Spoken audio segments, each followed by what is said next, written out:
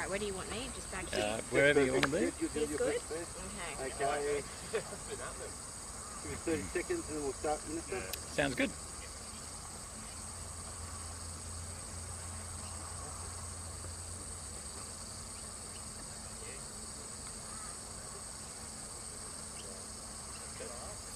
We're rolling? Okay, fantastic. Look, great to be here at the Sumners Interchange on the Centenary Highway with Jess Pugh, our State Member for Mount Ommaney, who's been a great advocate for this project, and I know is really pleased to see the progress here. Look, 2021 is the year for jobs and construction across Queensland. We're seeing a $50 billion project worth of projects over 4 years. More than half of that is in the road and rail space, and so people will see over the next 6 months 87 new projects starting in half a year. So this is great news for jobs and construction right across Queensland as part of a record commitment to infrastructure by the Palaszczuk Labor government. What we've seen over the last 12 months or so is 5 different stimulus packages coming into the Queensland economy on top of a record budget. So that gives you a bit of an idea of the scale of commitment to road and rail construction right across Queensland as part of our economic plan for recovery, which the Queensland public endorsed in the election last year. The Sumners Road Interchange, classic case of commitment by this Labor government to the growing southeast Queensland area, the infrastructure that's needed.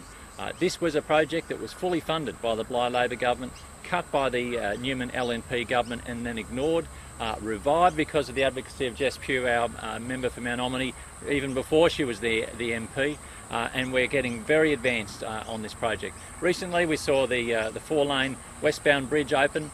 We're seeing it progressively, parts of it progressively open, and it will be fully completed by the end of this year.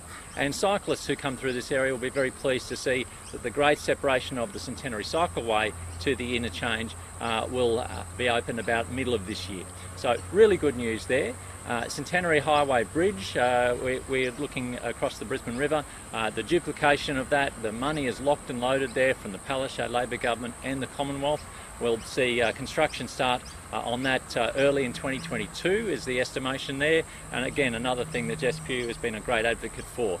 So we're very committed to the southeast Queensland infrastructure. We're seeing some completions. The Ipswich motorway upgrade should complete over the next month or two.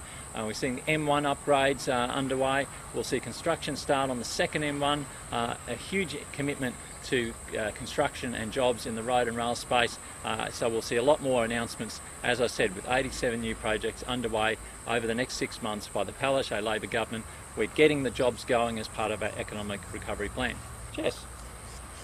Thank you, Minister, and I'm so excited to be here today to have a look at the newly opened 6 lanes on the Sumner Road overpass. This project has been years in the making, and I really thank my community for putting up with the construction that's been going on for the last few years. We're almost there now, and as you can see, the final result is absolutely going to be worth the wait. So the Sumner Road overpass has now got triple capacity over the bridge, and that's absolutely critical for the business hubs that are growing and thriving in the Sumner area and the Darra area, and this bridge connects those two. It also connects the Centenary community with the Darra train station, which means that people now have quick access to an express station, and that's now a viable option for them in the mornings. Previously, local residents were waiting up to 20 minutes to cross this bridge in the morning to get out of the Centenary suburbs.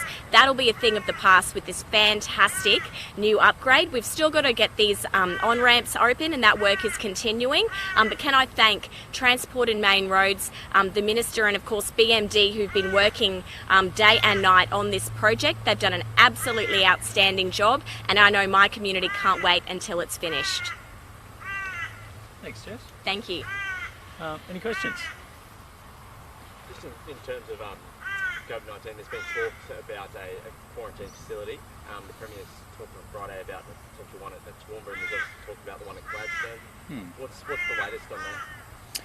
Look, I understand that there's a proposal put by Queensland to the Commonwealth as part of the National Cabinet process that's being looked at in detail. So I'll leave it to that process for any further announcements. But of course, quarantining is a federal responsibility. But I think when you look at the impact of the global pandemic, it's important that different levels of government work together closely. That's what we're seeing here. I think that's a really positive step.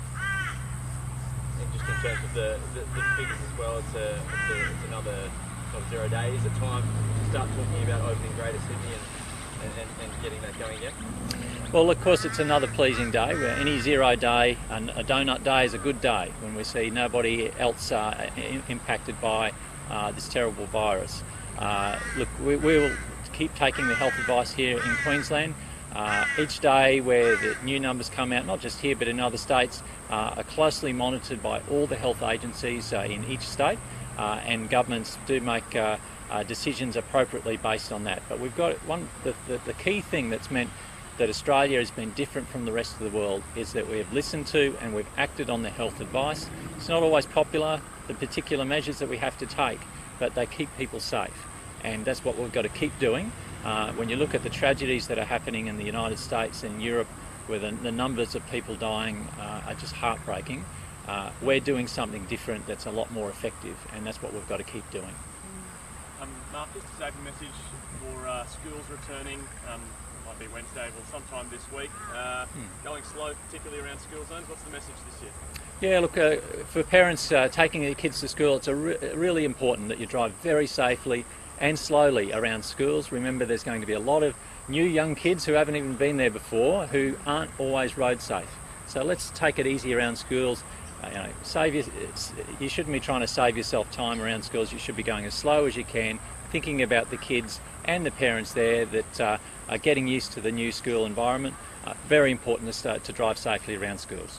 Also, Victoria Bridge is closing to vehicles, cars I should say, not so much buses, from 8 o'clock tonight. I guess what's the main reason behind that shift? Yeah, look, the closure of Victoria Bridge is a decision by the City Council as part of the Metro project, and we'll see it much more friendly towards active transport, which I think is a positive thing. The number of vehicles over there is very modest these days. Half the bridge has been used for public transport for the last 20 years, but what we're seeing is the change in place. People just need to be mindful that if you do use the Victoria Bridge in your private motor vehicle, you won't be able to do that. You'll need to make alternative arrangements, and that means using the William Jolly Bridge or the Go-Between Bridge, both of which are nearby, and it'll just be a change that people need to get used to over the next couple of weeks. All good? Perfect. Terrific. Thanks everyone. Thank you. Lovely. Thank you. Yeah, good one. Okay, so there